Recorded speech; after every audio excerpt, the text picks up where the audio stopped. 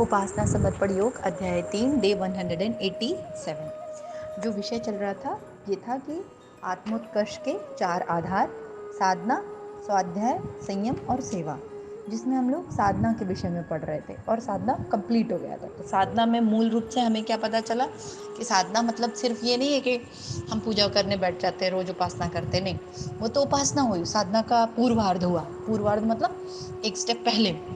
फिर उपासना में बैठे तो परमात्मा से हमें शक्तियाँ प्राप्त हुई, हमें परमात्मा की ऊर्जा मिली, श्रद्धा भक्ति बढ़ी।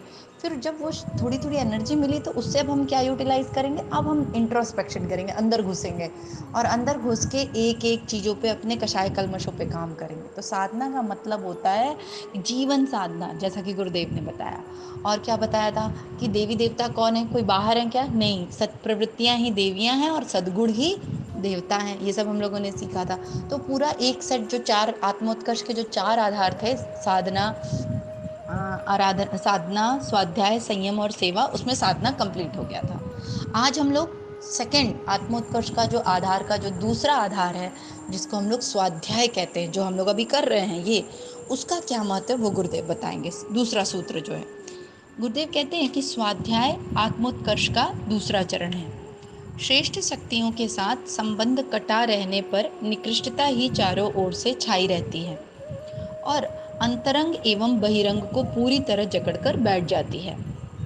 पशुता की दुष्ट प्रवृत्तियों में जकड़ा हुआ मनुष्य अशुभ ही सोचता एवं अनर्थ ही करता है। एक पक्षीय दबाव का यही दुष्परिणाम होना चाहिए और होता भी है। जब एक पक्ष के ही बयान, सबूत और वकील काम करें तो दूसरी ओर से कोई कुछ कहने वाला भी ना हो, तो फिर मुकदमे का फैसला तो एक पक्षी ही होगा। ये तो एकदम सही बात कह रहे हैं। जनरली आप लोगों ने देखा होगा कि जब किसी से बात करने बैठो, अभी आध्यात्म में जोड़ने के बाद की मैं अगर आपको बात बताऊं, तो जैसे किसी आध्यात्मिक विषय पे चर्चा करो और ध्यान साधना का महत्व बताओ, तो जो वो व्यक्ति है जो इसके अगेंस्ट है, जो कहता है कि नहीं नहीं करना है या ये सब क्या होता है फर्जी, उसके पास इतने तर्क होते हैं, इतने तर्क होते हैं कि क्यों ये नहीं करना है, क्यों ये सारी चीज़ें खराब होती हैं, क्यों ये जीवन के लिए अच्छा नहीं है, क्यों ये संसार, क्यों? क्योंकि उसके पास ये जो सारे विचार है, उसने अभी इस जन्म में उसने ये सारे कलेक्ट करके रखे हुए अपने दिमाग में, और उसने आज तक आध्यात्म या साधना क्यों करनी चाहिए, इसके फेवर में उसने कोई तर्क सुना ही नहीं है। इसके फेवर में उसने कोई लॉजिक, कोई बात उसने आज तक सुनी ही नहीं है। क्यों? क्योंकि जब उसने अपने दिमाग में बैठा रखा है कि नहीं भाई, ये सारी चीज़ें नहीं करनी होती हैं, ये जीवन तो मिला है आनंद करने के लिए, एंजॉय करने के लिए, हंसने खेलने के लिए, ये वो।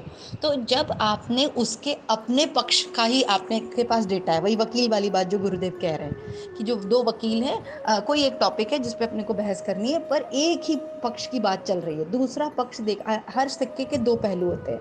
तो ध्यान साधना क्यों नहीं करनी चाहिए और क्यों संसार सिर्फ इंजॉय करने के लिए मना है, वो तो उस सामने वाले ने बता दिया। पर क्या उन्होंने कभी कहीं पढ़ा, कहीं सुना कि ध्यान साधना के या आध्यात्मिक मार्ग पे चलने के या सत्प्रवृत्तियों को फॉलो करने के क्या अच्छे आउटपुट होते हैं, उससे कैसे लोगों का जीवन बदल जाता है? ये सुना क्या उन्होंने?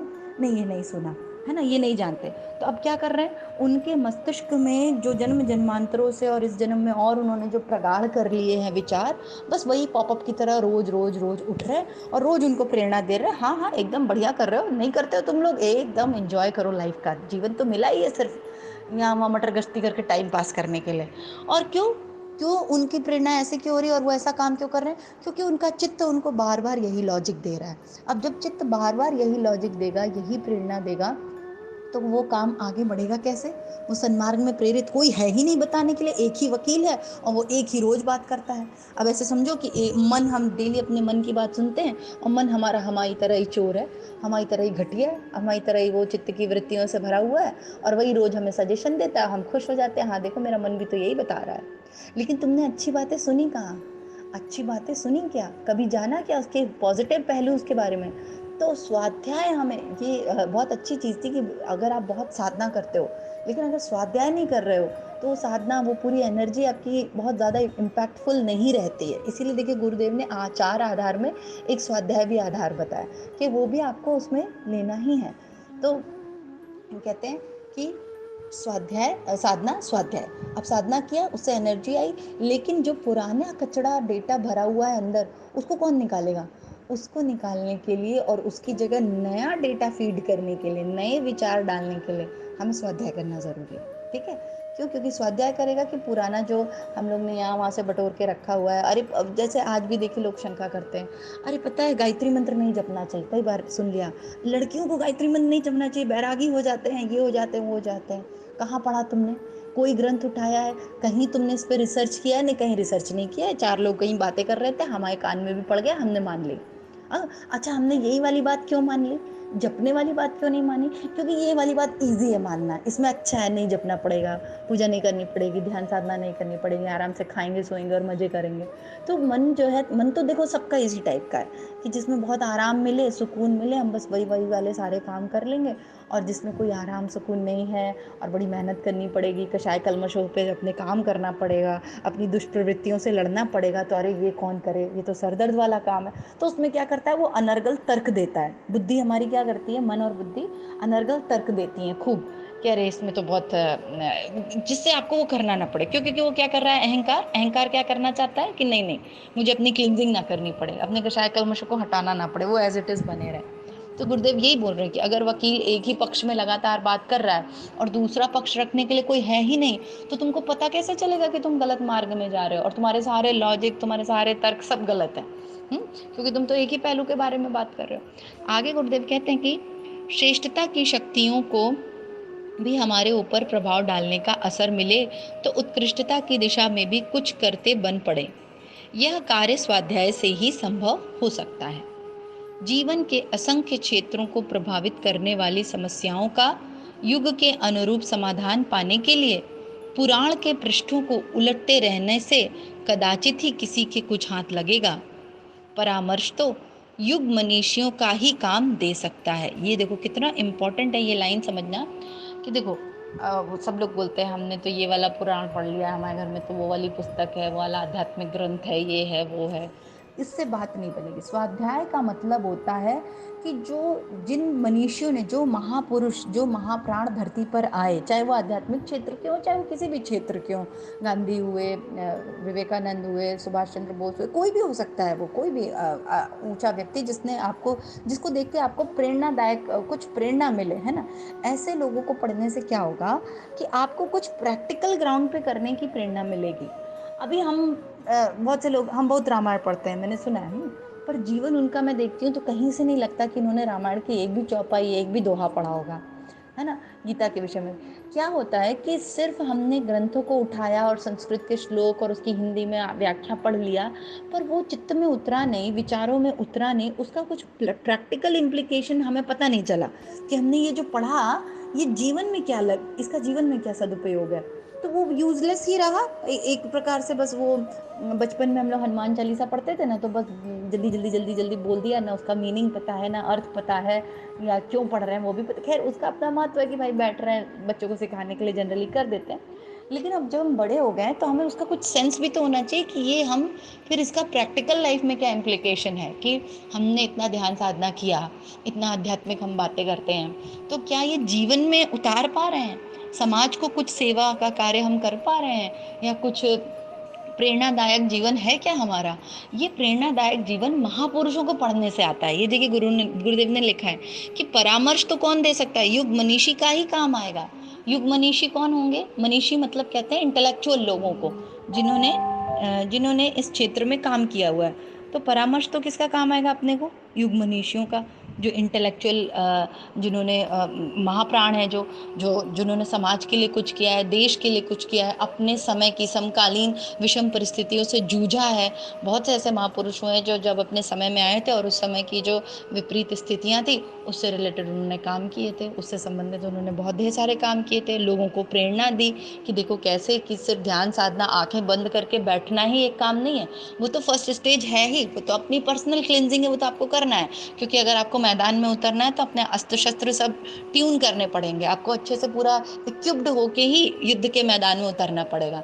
लेकिन हम इक्विप्ड हो गए, साधना कर ली, लेकिन अब हम उन मैदान में जा ही नहीं रहे, तो तुम्हारे सारे हथियार तो यूजलेस है ना, तुमने खूब साधना भी कर ली। तो स्वाध्याय क्या करता है, हमें प्रैक्टिकल एक लुक आउटलुक देता है कि अब हमने इतनी साधना करी, हमारे पास इतना इक्विपमेंट आ गया, परमात्मा ने इतने दिव्य अनुदान वरदान दे दिए, अब इससे हम अपना जीवन और दूसरों के जीवन में कैसे हेल्प कर पाएं, ये स्वाध्याय से मिलता है। ये अच्छे विचार कि कैसे सेवा करें, कैसे आत्मीयता बढ़ाएं, कैसे प्रेम से रहें, कैसे ये ज्ञान की चर्चा परिचर्चा, इसको ज्ञान यज्ञ बोला गया है, कैसे इस ज्ञान यज्ञ में अपनी आहुतियाँ दें, कैसे अपना सहयोग दें, ये सारी चीज़ें हमें स्वाध्याय से। और स्वाध्याय से एक और चीज़ होती है कैसा, कि आपको नए नए विचार आएंगे। अभी तो कैसे पुराने विचार ही पॉपअप हो रहे हैं, साधना तो खूब कर रहे हैं, पर जब हमने नए विचारों की, गुरुदेव कहते थे कि जब समय अच्छा हो तो जैसे सेना के लोग अपनी तैयारी करते हैं ना, जब युद्ध नहीं चल रहा होता है तो क्या करते हैं, ट्रेनिंग होती रहती है पूरे टाइम, अपना फिट रखते हैं, सारी चीज़ें अपने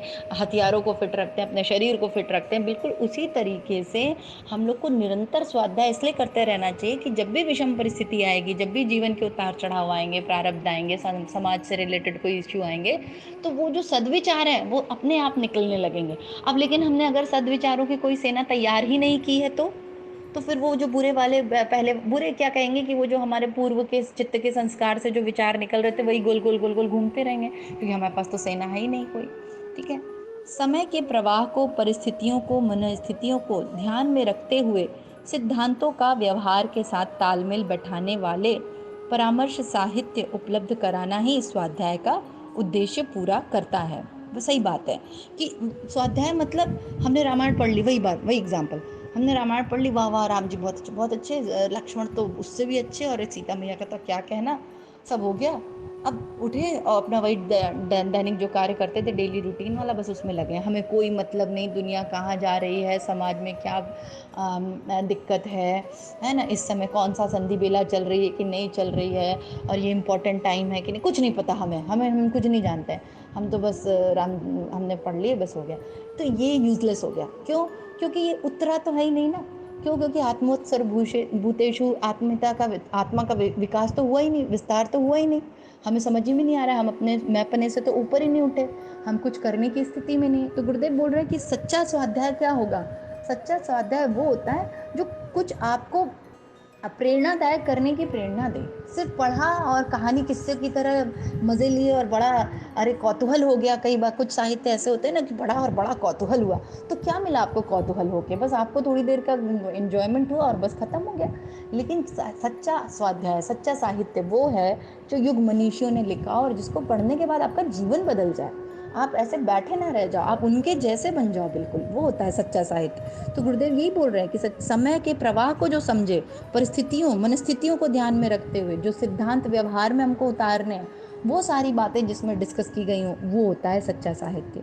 यह कार्य इतिहास पठन अथवा पुरातन प्रचलन को तलाश करते रहने से किसी भी प्रकार पूरा नहीं होगा। सही बात है, अगर हमने खूब इतिहास पढ़ भी लिया, फलाने वाले राजा, फलाने वाला वो, फलाना, सब खूब हिस्ट्री पढ़ ली, तो व्हाट्स द पॉइंट, हिस्ट्री पढ़ी पर उससे अगर हमने सीखा नहीं कि अच्छा चलो इन महापुरुष ने अपने समय की परिस्थितियों को, विषम चीज़ों को कैसे सॉर्ट आउट किया, उससे अगर हम कुछ सीख पाए तब तो बात है, नहीं तो फिर कहानी की तरह रट्टा मार लिया, कौन से सन में कौन राजा आए थे, फिर किन्होंने क्या किया, फिर क्या किया, और हमारे जीवन में लेकिन कुछ नहीं उतर रहा, तो क्या मतलब है, यूजलेस है। आजकल देखो हम लोग हिस्ट्री वगैरह में भी बच्चों को क्या पढ़ाते हैं, उल्टा पुल्टा कुछ ऐसा प्रेरणादायक नहीं पढ़ाते कि ठीक है महाराणा प्रताप ने ये किया, तो आप उनको फिर प्रेरणा भी तो दें कि उन्होंने अपने समय में देखो ऐसे ऐसे काम किए थे, अब तुम अपने समय की परिस्थितियों को देखो, समाज को देखो, संसार को देखो, और उसके लिए कुछ चेंज करने, कुछ परिवर्तन करने, कुछ ऊंचा बदलाव लाने के लिए सोचो। तो ऐसा अपन कहाँ कर पा रहे, पर गुरुदेव कह रहे हैं कि ये सिर्फ इतिहास पठन पाठन करने से, पुरातन प्रचलन जो चला आ रहा है वो पढ़ने से बात नहीं बनेगी। युग मनीषियों के साथ प्रत्यक्ष परामर्श निरंतर करते रहना भी संभव नहीं है। उनमें से तो अनेक मर चुके हैं और बहुत तो बहुत दूर भी हो सकते हैं, और जो जीवित हैं वो बहुत व्यस्त हैं, आए दिन घंटों परामर्श की सुविधा नहीं मिल सकती है। तो यह कार्य युग पुरुषों के श्रेष्ठ साहित्यों से ही पूरा हो सकता है। अस्तु स्वाध्याय को भी साधना के समतुल्य ही आवश्यक एवं श्रेष्ठकर माना जाए। तो स्वाध्याय को भी हम कैसा समझे, साधना जैसा ही, क्यों? क्योंकि जो महापुरुष लोग हैं युग मनीषी, तो जो अच्छे वाले थे वो तो मैक्सिमम तो है नहीं, और जो हैं वो बहुत व्यस्त हैं, तो उनकी लिखी हुई पुस्तकें सबसे अच्छी हो जाएंगी। क्यों? क्योंकि वो जो कहना चाहते हैं, वन ऑन वन तो बात करने में, अभी वही गुरुदेव जब थे तो अब हर एक से वन ऑन वन बात करते तो कितना टाइम लग जाता, बेचारे वो साधना कब करते, अदर काम कब करते।